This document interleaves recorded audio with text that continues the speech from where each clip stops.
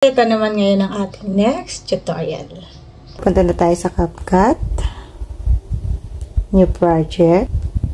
Ito at saka ito. So, 2 clips lang tayo. Ito, overlay natin. Ito yung first. Highlight natin yung second. Overlay. Overlay. Ito, cute-cute nito. Tapos, habang naka-highlight siya, i-remove background natin. Remove background. Yan. Pag nag-green check dyan, i-check dito na white. Paliitin natin yan. Gamitin yung dalawang daliri para mapaliit natin ang ating sarili. Pero yung ganyang katangkad, okay na siguro. Okay na yan. Ngayon,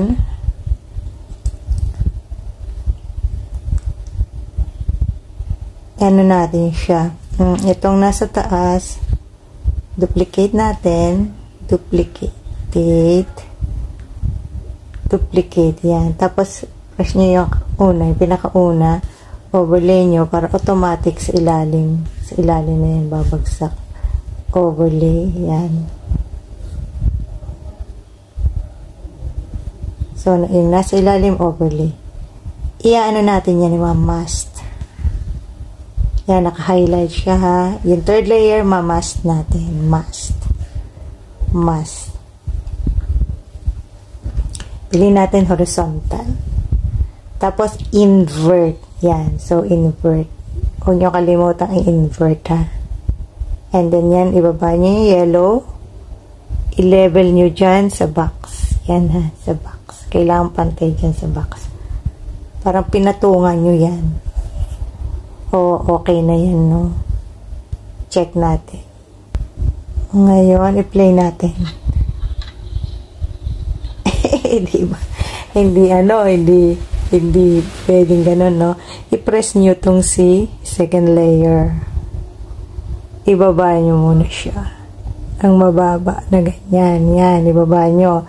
Maglalagay tayo dyan na keyframe. Ang ating magic keyframe, yan. So, mag-press tayo ng isa dito. Tapos, habang umaangat na ganyan, angatin natin ng konti. Yan. Para may nakasulyap na ulo. Automatic magki-keyframe yan. Tapos, adjust ulit natin. Umove natin para umangat yan. Magkaka-keyframe yan ang kanya, ha. Ito. Tapos, i-move ulit natin. Tapos move ulit. Angat ng paangat. Move ulit. Ulit natin. Automatic, diba, nagkaka-keyframe. Move ulit. Angat. Move ulit. Angat. I-angat pa natin. Dagdagan pa natin ng taas. Yan.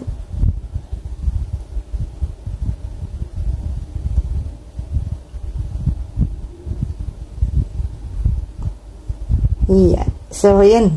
Yan na yung ating last. Check.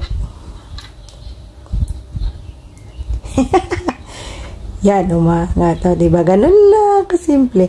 Keyframe ay napaka-importante at saka ng mask.